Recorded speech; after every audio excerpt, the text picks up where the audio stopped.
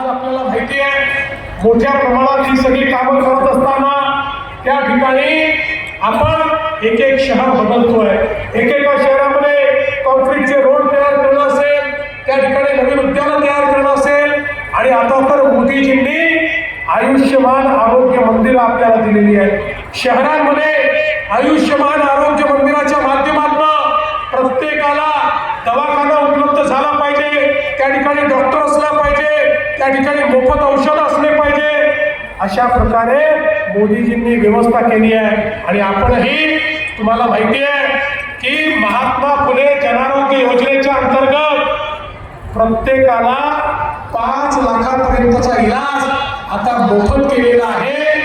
आणि मला सांगताना आनंद वाटतो, मागच्याच महिन्यात आम्हाला काही लोक भेटले, ते म्हणाले की साहेब, महात्मा फुलेच्या अंतर्गत 5 लाखापर्यंतचा इलाज तर तुम्ही मोफत केला, पण त्याच्यामध्ये 1300 आजार आहेत, पण अनेक असे आजार आहेत त्याचा समावेशच त्याच्यामध्ये नाही. पण त्या आजारात आम्ही काय करायचं? आम्ही देशभरामध्ये प्रत्येक राज्यामध्ये कुठले कुठले आजार समाविष्ट आहेत याची यादी मागवली, आणि 1300 मधनं आता 2400 आजारापर्यंत आम्ही हा इलाज वाढवला. आता 2400 आजाराकरता 5 लाखापर्यंतचा खर्च राज्याचं सरकार देईल. आणि 9 आजार तर असे आहेत, आम्हाला लक्षात आलं की या 9 आजारामध्ये 5 लाखापेक्षा जास्त पैसा आपल्याला द्यावा लागतो. तर त्या 9 आजारामध्ये 5 लाखापेक्षा जास्त 10 लाख, 15 लाख, 20 लाखापर्यंतही खर्च राज्याचं सरकार करणार आहे. कोणालाही पैसा तिथून होणार नाही आहे. पण त्याच वेळी मला या ठिकाणच्या स्वामीताईंना सांगायचं आहे की तुम्हाला ही जनता निवडून देणार आहे. आता लाडक्या बहिणीला थांबायचं नाही आहे, आता लखपती दिदी आपल्याला तयार करायची आहे. माझ्या या बहिणींना लखपती दिदी आपल्याला बोलायचं आहे. 1 कोटी बहिणी या लखपती दिदी बनतील हे आम्ही या ठिकाणी लक्ष ठेवलं आहे. 50 लाख तर याच वर्षी आमच्या तयार होणार आहे. पुढच्या 2 वर्षात अजून 50 लाख दिदींना आम्ही लखपती दिदी बनवणार आहोत. आणि म्हणून माझ्या बुद्धीमध्ये ज्या लाडक्या बहिणी आहेत त्यांची जबाबदारी स्वामीताई तुमच्यावर मी टाकून आहे. तुम्हाला त्या ठिकाणी माझ्या या बहिणींना लखपती दिदी बनवायचं आहे, त्यांचा आशीर्वाद घ्यायचा आहे. आणि मला विश्वास आहे जी आश्वासनं आम्ही देतो ती आश्वासनं आम्ही नेहमी पूर्ण करत असतो. आणि आज या ठिकाणी भारतीय जनता पार्टी आणि राष्ट्रवादी काँग्रेस आपण सगळे एकत्रित आहोत. आपल्या नगराध्यक्ष पदाचे उमेदवार यांचं चिन्ह कमळ आहे, तर आपल्या काही नगरसेवकांचं चिन्ह कमळ आणि घड्याळ आहे. ज्या ठिकाणी कमळ आणि घड्याळ आपल्याला दिसेल त्या ठिकाणी आपल्याला या ठिकाणी घड्याळ बटन दाबायची आहे. खरं तर मला अतिशय आनंद आहे की आमच्या संजय भाऊने या ठिकाणी पुढाकार घेतला आणि ही मुली या ठिकाणी घडवली. त्याबद्दल मी त्यांचं मनापासून अभिनंदन करतो. आपले सगळे इतरही उमेदवार या ठिकाणी आलेले आहेत. खरं म्हणजे उद्योगमध्ये आल्यानंतर आमच्या नागरिकांची देखील मला आठवण येते, त्यामुळे त्यांनाही मी या ठिकाणी खऱ्या अर्थानं त्यांचे स्मरण करतो. आणि मी आपल्याला एवढीच विनंती करतो, 2 तारखेला आमच्या उमेदवाराची काळजी तुम्ही करा. 2 तारखेला कमळाच्या घड्याळाची काळजी तुम्ही करा. आणि त्यानंतर 5 वर्ष तुमची काळजी आम्ही करू हा विश्वास तुम्हाला देतो आणि माझं मला संपवतो. धन्यवाद. जय हिंद, जय भारत. धन्यवाद साहेब. या विराट जयंतीचा समारोप वंदे मातरम या ठिकाणी होणार असून तत्पूर्वी सन्माननीय श्री रामचंद्रजी दुर्गे साहेब विनंती करतो की आपण या सभेचे आभार व्यक्त करावे. सर्वांनी आपल्या जागेवरतीच थांबायचे आहे.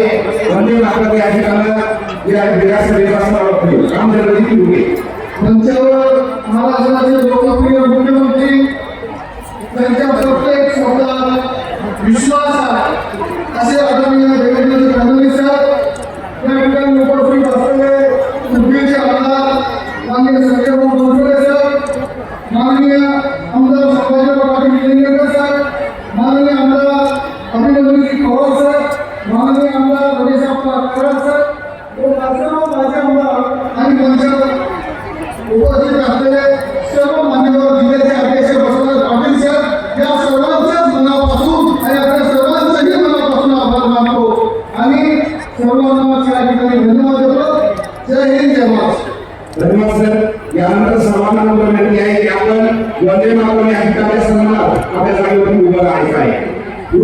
सोबत वंदे मातरम गीत होईल.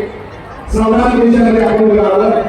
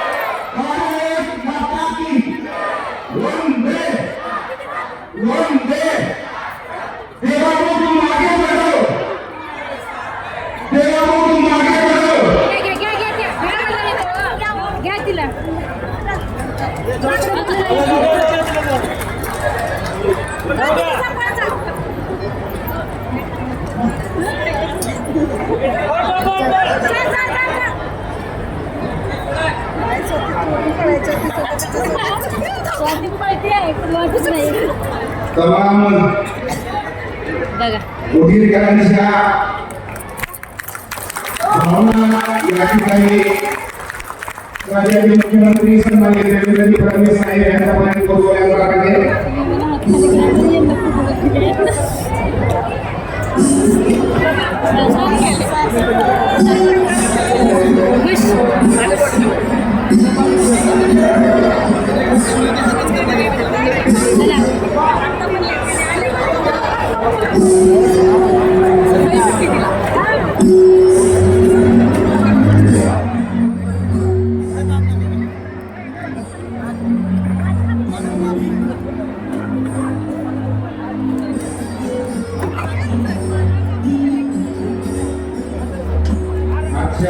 या विराट जाहीर सभेस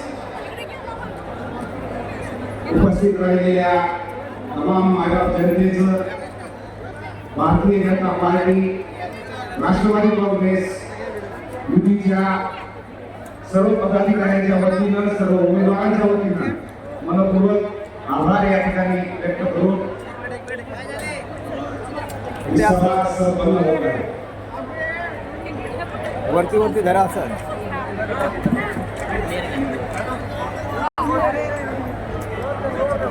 चेहरा दिसू द्या मुलीचा. हा ओके ओके.